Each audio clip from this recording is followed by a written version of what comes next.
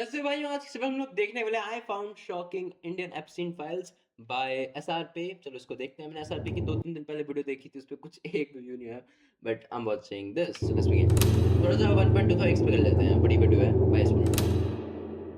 Hello everyone, this is SRP and part 1 में हम लोगों ने देखा कि जेफरी एप्स्टीन आखिर कौन। अगर आपको जानना है तो आप पहली वाली वीडियो देख सकते हो, मैंने डाल रखी है एंड स्क्रीन पे लगा दूंगा मैं। वैसे अगर आपको इसके बाद देखनी है तो आई डोंट थिंक सो ज़रूरी है, उसकी कंटिन्यूएशन है, या फिर आप जाके वैसे चैनल पे देख सकते हो। मैंने उस पर कर रखा है, एक 40 मिनट के आसपास की वीडियो है। कौन था वो, इतना अमीर और पावरफुल कैसे बना, उसने फाइनेंशियल और लीगल वायलेशंस कैसे कमिट किए, how did he get away, उसके अकम्प्लिसेस कौन थे एंड इवेंचुअली उन सब के साथ क्या हुआ। अभी तक मैंने आपको जेफरी एप्स्टीन के ओरिजिन और उसके अनगिनत सीरीज ऑफ क्राइम के बारे में बताया है, बट द रीजन एप्स्टीन का केस इतना ज्यादा बड़ा है is not just because of him, बल्कि it's because the people who are connected to this case. It's because of the big names जो इस केस के साथ जुड़े हुए हैं। एंड एवर सिंस ये केस पूरी दुनिया के सामने आया है, इन अल्ट्रा रिच लोगों की लाइफ, उनकी पावर, यहाँ तक कि काफी ज्यादा गवर्नमेंट भी हिल चुकी है। अगर आपने पार्ट 1 ध्यान से देखा होगा तो आप लोगों को ये चीज समझ आ गई होगी कि ये केस सिर्फ अमेरिका या फिर दूसरी वेस्टर्न कंट्रीज तक ही सीमित नहीं है, बल्कि हमारे देश से भी काफी ज्यादा बड़े बड़े नाम इस केस में, इस फाइल में मेंशन है, जैसे कि हमारे खुद के prime minister. I know there are people like Bill Gates जो कि एप्स्टीन के साथ बहुत ज्यादा डीपली इन्वॉल्व थे, but as an Indian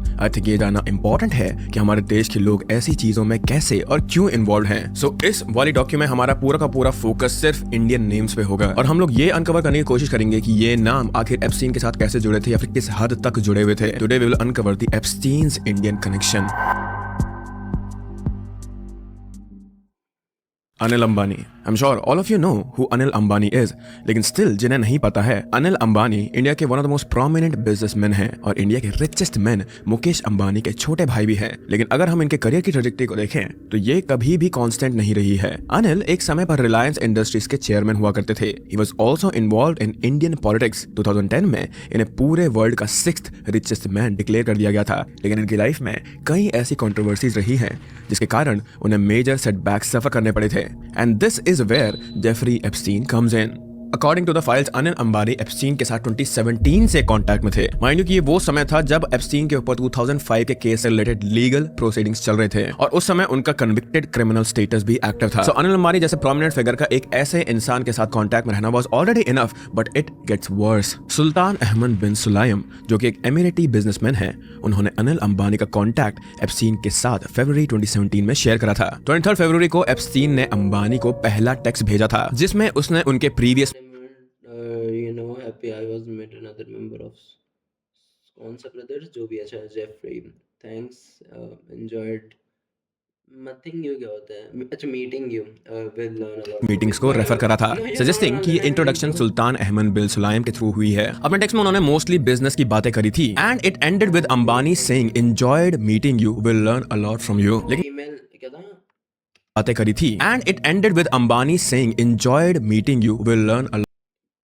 in the email I sent you Barack's contact details. In my experience level above the rest, I personally don't get near defense business in any form. Lot from you. लेकिन ये conversation सिर्फ business तक ही limited नहीं थी। To get on his good side, Epstein ने अनिल से उनकी mother कोकिला Ben Ambani की बुक की कॉपी मंगवाई और बदले में उनके लिए एक ट्रिब्यूट लेटर लिखकर भेजा था।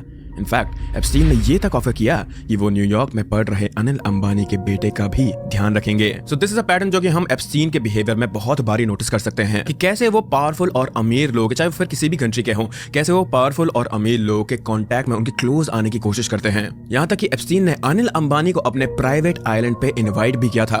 In one of the messages Epstein ने लिखा था that you are welcome in the Caribbean on my island, just give me dates. और अनिल अंबानी ने इस चीज का रिप्लाई किया था, विल प्लान विद सुल्तान। हालांकि बाद के ईमेल्स में कभी ऐसा नहीं लगता है कि अनिल अंबानी वहां आइलैंड पे कभी गए थे, लेकिन ये इनवाइट मिलना ही अपने आप में बहुत ज्यादा डिस्टर्बिंग है। नाउ आई डिड से दिस थिंग कि अनिल अंबानी पॉलिटिक्स में भी इन्वॉल्व थे and given his status and his power, उनके पास ऑब्वियसली काफी ज्यादा इनसाइडर इंफॉर्मेशन रही होंगी and he was also in contact with big politicians including RPM. So on 2 मार्च 2017 अंबानी ने एप्स्टीन को एक और मैसेज भेजा जिसमें उन्होंने लेजिड एडवाइस मांगी एप्स्टीन से regarding India's deal with white house.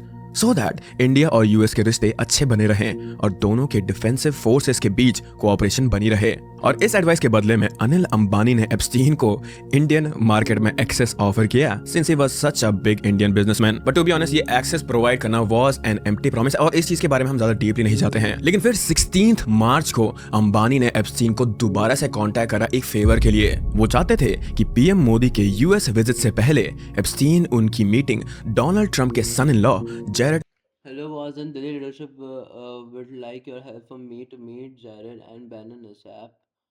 Please advise likely visit to DC क्या होता है? To DC by PM. अच्छा DC स्टेट है ना एक DC अमेरिका में।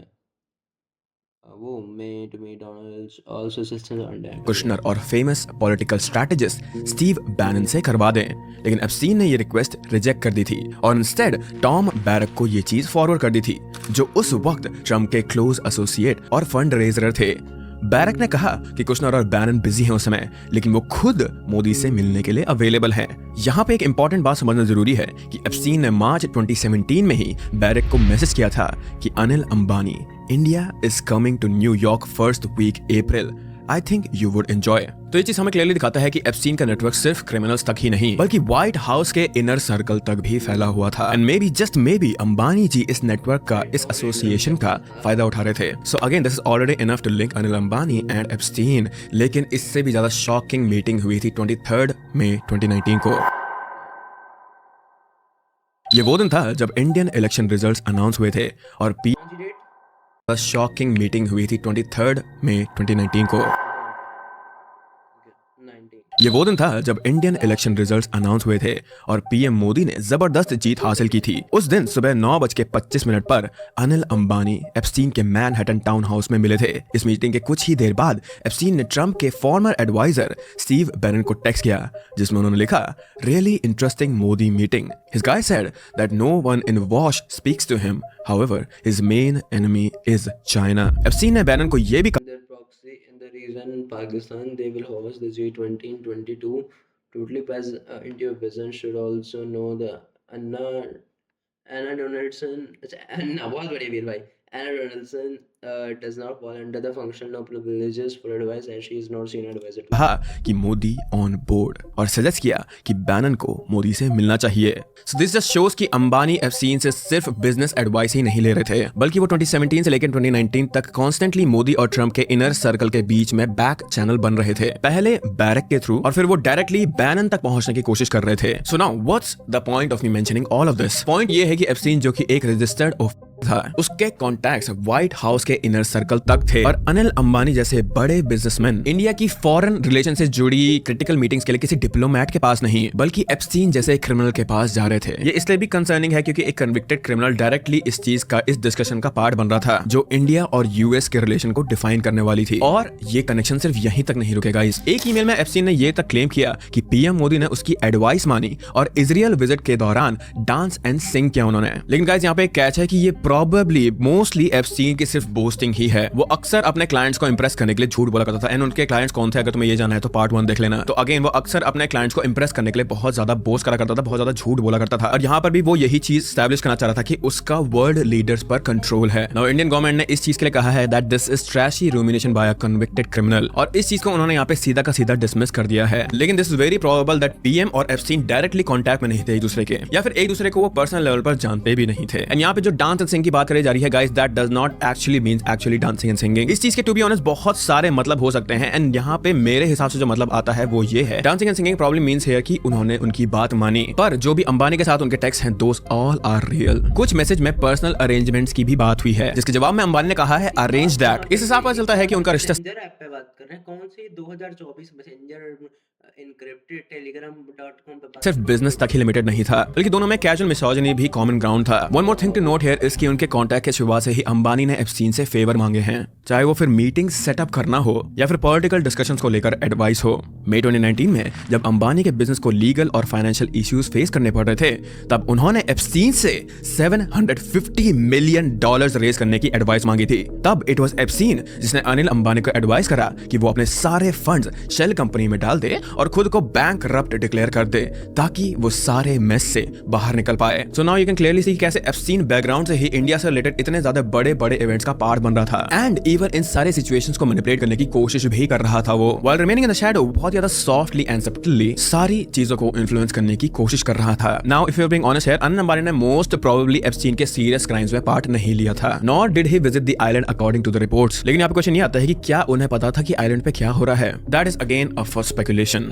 अब आते हैं हरदीप सिंह पुरी पर, जो कि आज इंडिया के minister of petroleum and natural gas हैं। इससे पहले वो इंडिया के डिप्लोमेट थे और 2014 में उन्होंने बीजेपी को ज्वाइन किया था और 2020 में मेंबर ऑफ पार्लियामेंट भी बने थे वो।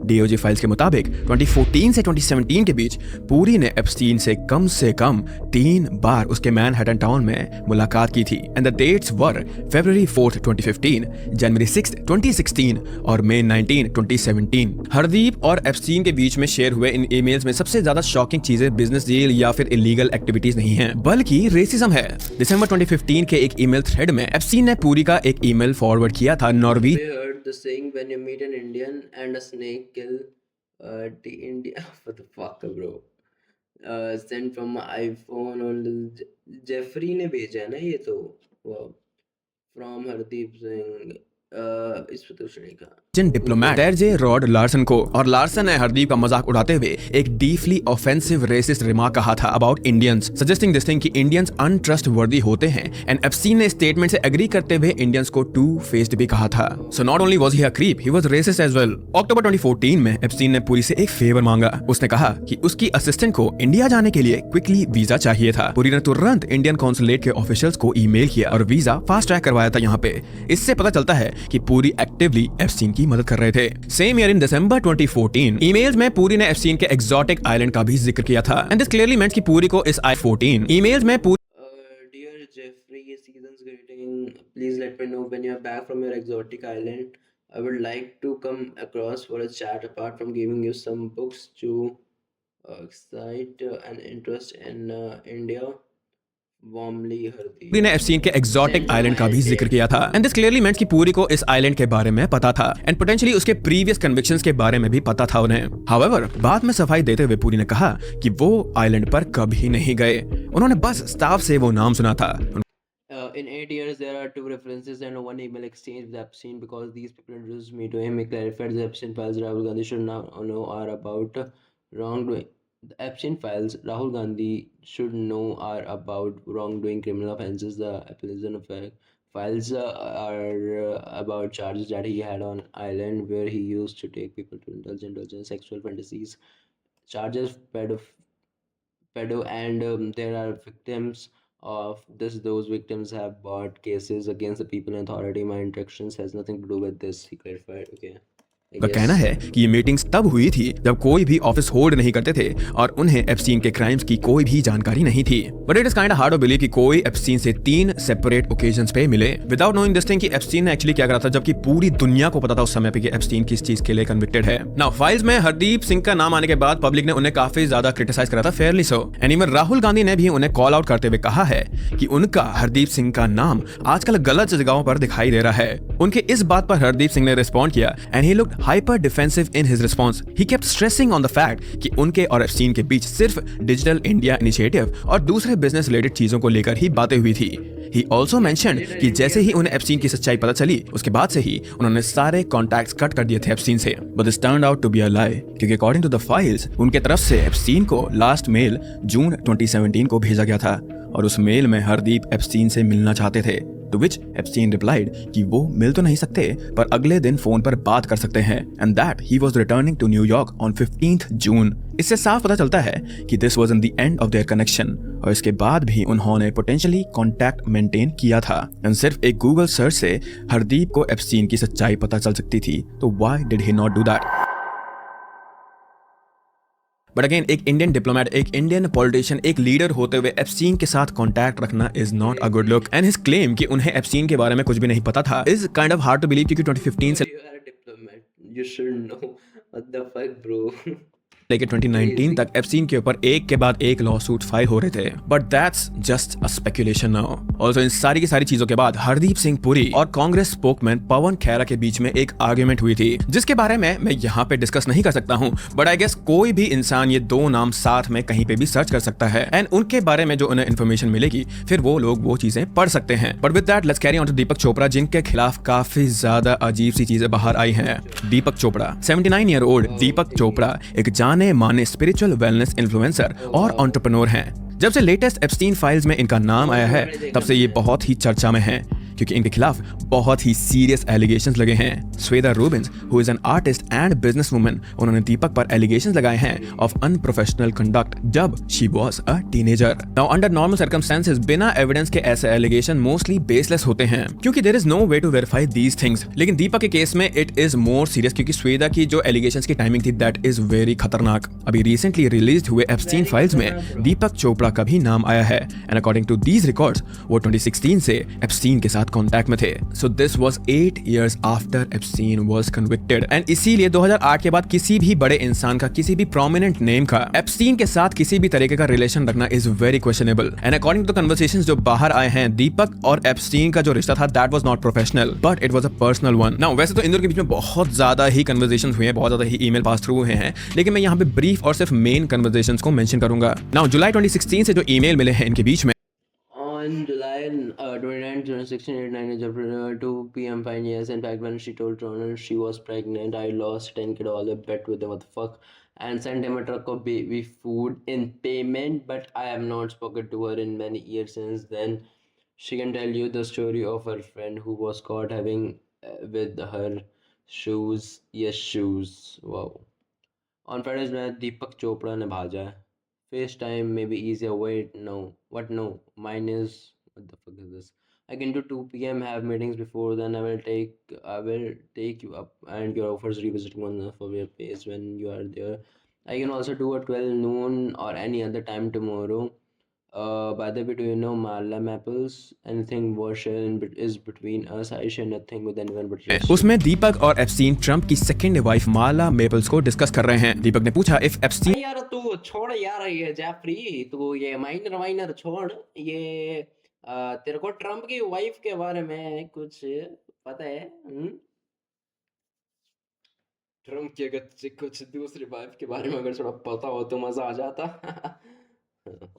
मार्ला को जानते हैं, तो रिप्लाई में एप्स्टीन ने एक गॉसिप शेयर की जिसमें अलेजिडली ट्रम्प ने अपनी बीवी की प्रेगनेंसी के ऊपर $10,000 की बेटिंग की थी जो उसने बेबी फूड के ट्रक से पे करी थी। And it is such a weird thing, शायद तो सिर्फ अमीर लोग ही करते होंगे ये चीज, but Deepak Chopra instead of being weirded out by this thing, वो एप्स्टीन से कहते हैं कि anything we share here is between us, I share nothing with anyone but trust you. बस इतना ही नहीं, later that year in November 2016 Deepak ने एप्स्टीन से पूछा कि क्या तुम्हारे अगेंस्ट चल रहे लॉ सूट्स ड्रॉप हुए या नहीं, जिसका एप्स्टीन ने रिप्लाई किया था यप, और दीपक ने एग्रीमेंट में कहा good. Now this is actually big, क्योंकि यहाँ पे दीपक मोस्ट प्रोबब्ली उन लॉ सूट्स की बात कर रहे हैं जो एप्स्टीन के 2005 के केस में इन्वॉल्व पार्टीज ने उनके ऊपर लगाए थे। So if this is true तो दीपक चोपड़ा को एग्जैक्टली पता था कि एप्स्टीन किस तरीके का आदमी है और उसने कैसे क्राइम्स किए हैं पहले, and still after knowing all of this he engaged with him, he maintained a relationship with him and he went along with everything Epstein said. आगे की कन्वर्सेशंस में एप्स्टीन और दीपक की मीटिंग के भी रेफरेंसेस हैं इंडिकेटिंग दिस थिंग कि वो लोग IRL भी मिला करते थे, and there are also mentions of having parties जिसमें दीपक ने एप्स्टीन को लड़कियां लाने को कहा था, एंड अदर इवेंट जिसमें एप्स्टीन ने लड़कियों को भेजा है allegedly spiritual by the way for Deepak। फिर 2018 में they met again with some other famous people and they all had dinner, जिसका रेफरेंस इन कन्वर्सेशंस में भी है, एंड फाइनल कांटेक्ट इनके बीच एप्स्टीन के 2019 अरेस्ट से जस्ट कुछ महीने पहले का ही है, जिसमें इन दोनों ने बिजनेस लॉसूट रिलेटेड टॉक्स और फिलोसॉफिकल कन्वर्सेशन की है like this one, God is a construct, cute girls are real. Also Deepak said in one of the messages कि I am not a I am a lover. He also seemed to have an obsession with the reality being a human construct. So all these evidences were. He also seemed to have. I've been obsessed with the whole notion of the reality. What is the reality behind the construction punishment itself? Even Christian has the idea there is a pre and there is also experience in knowing the construction of physical objects. There are no objects in the explained period. Perceptual process is non-local awareness as a feeling. This process includes environment, other process thoughts, sensation, images. There's nothing else. Just awareness and just execution. excitation. What the fuck is this? Excitations. Well, I don't know. As process and awareness, we are fictional characters and a fictional playground. We need to have a project, a conversation around the reality project and human construct.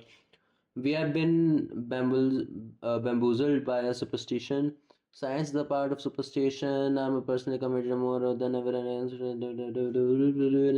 Take away. An obsession with the reality being a human construct. So all these evidences are enough to prove this thing कि दीपक जी को पता था कि Epstein क्या काम करते हैं। इन files के पब्लिक होते ही दीपक ने एक्स पर एक अपॉलॉजी ट्वीट किया जिसमें उन्होंने I'm deeply saddened by suffering victims in this kind of